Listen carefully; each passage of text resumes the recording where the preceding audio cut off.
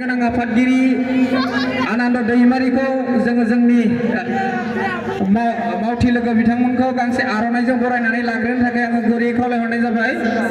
जोंनि दैजिरि पिकनिकनि आफादगिरि बिथां आनन्द दैमारि दा बिथांखौ जोङो बरायनानै लाग्रोबाय। दायो जोंनिनो जाखांफुनाय बावखुंग्रि गेमस्रि दैमारिखौ गांसे आर'नाइ बरायनो थाखाय आङो जोंनि दैजिरि पिकनिक स्पटनि आफादगिरि बिथांखौ आङो गुरै खावलायबाय। दा बिथांखौ गेमस्रि दैमारिखौ बरायनानै लानो थाखाय आं गुरै खावलायबाय। दा गोजोननाय थाबाय आरो बिथांजोंनो फैफानाय बिथांनि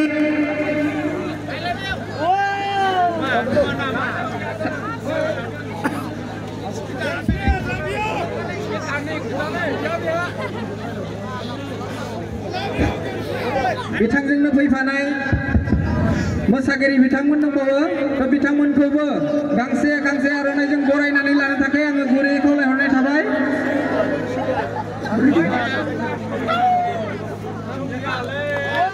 दा गोजोननाय थाबाय। दा बिथांनि नानि बसुमतारी आरो बिनि उनाव दङ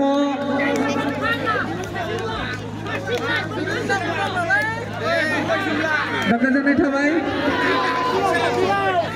दा दानिया नोंथांमोननि सिगाङाव फंनैसो बिबुंथि लाखिनो थाखाय आङो जोंनि फावखुंग्रि गेमस्रि दैमारिखौ खावलायनाय जाबाय।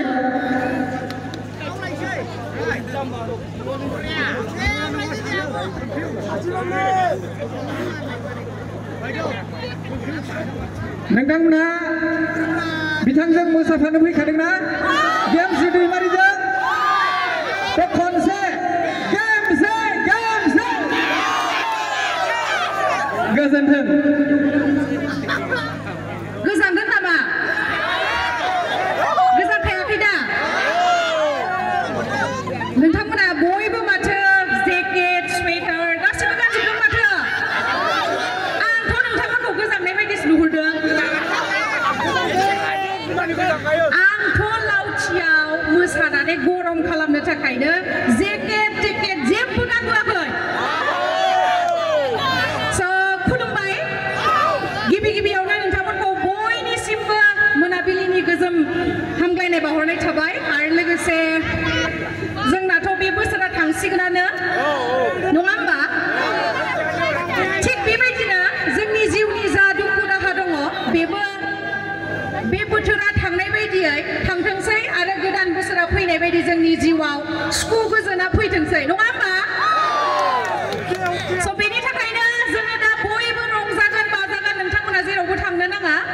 जों बयबो मोसागोन। आंल' मोसाया दै, मोसाफागोन ना? मोसागोन ना? दा उनाव मोसायाबा हले आं गाज्रि मोनगोन दै। आरो लोगोसे नोंथांमोननि जायगायाव दिनैसो फार्स्ट टाइम फैदों आं। बिराद समायना लावथिया। आरो बयखौबो खावलायो आङो जे दैजिरि पिकनिक स्पटआव बयबो फै। आरो आं खोनानो मोनदों जे चिराङाव बेनो गिबिसिन पिकनिक स्पट मोनलायनो नंगौना? स' बेखायनो इमान समायना मोनसे जायगा थानायाव नोंथांमोना मानो गुबुन जायगा गोजानाव थांनो नङा होमबा? स' गोदान बोसोरनि खेबसे बयबो लावथियाव पिकनिक जानो फै नंगौना? स' दसे थानानै आङो मोसागोन। नोंथांमोनाबो मोसानो थाखाय रेडि जाना था दे। साबायखर। नै दानिया जोंजों नुजाफैखांबाय जोंहा फंबाय दंफैयो सासे प्रेक्टिकेल बिथांखौ जोङो जोंनि जौस्राङाव हांख्रायदों।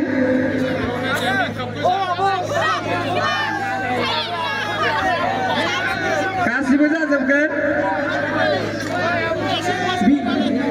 बिथांजों बयबो रंजाफानांगोन मोसाफानांगोन।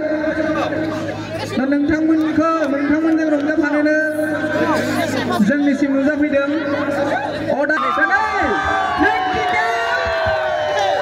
बसुमतारी दा बिथांखौ गांसे आर'नाइजों बरायनो थाखाय आङो गुरै खावलायनाय जाबाय।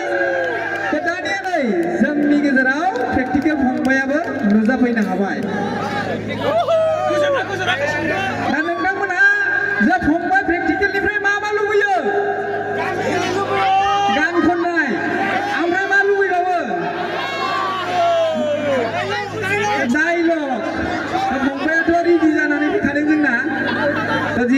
जेखियानो जाया मानो जोङो बिथांखौ फंनैसो जोंनि नैबे दैजिरि पिकनिक स्पटआव फैनानै माबायदि मोनखो फंनैसो बिबुंथि लाखिनो थाखाय खावलायबाय।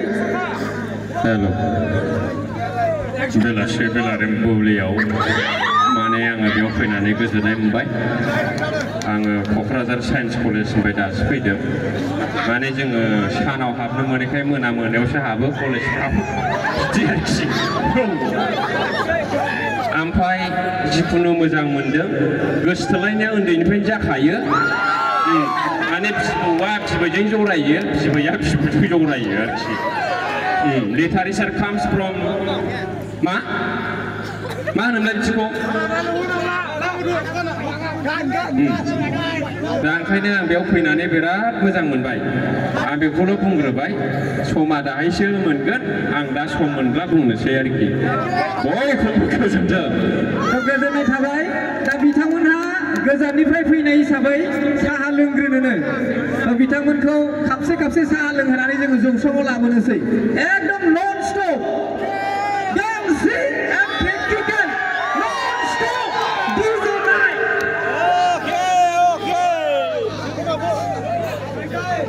आरो नै मोनसे कलकातानिफ्राय डान्स ग्रुप फैबावदोंसोनो, भजपुरिनि एक्ट्रेसफोर दंफैयो।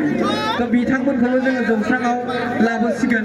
थ' जेखि जादोला आङो जोंनि आलासि महरगिरि बिथांमोनखौ दान्दिसे जिरायहैथ'नो थाखाय आङो खावलायनाय थाबाय।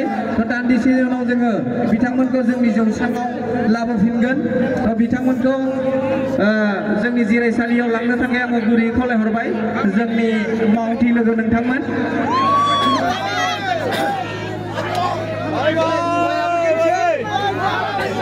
दानिया नै जोंनि गेजेराव कलकातानिफ्राय भजपुरि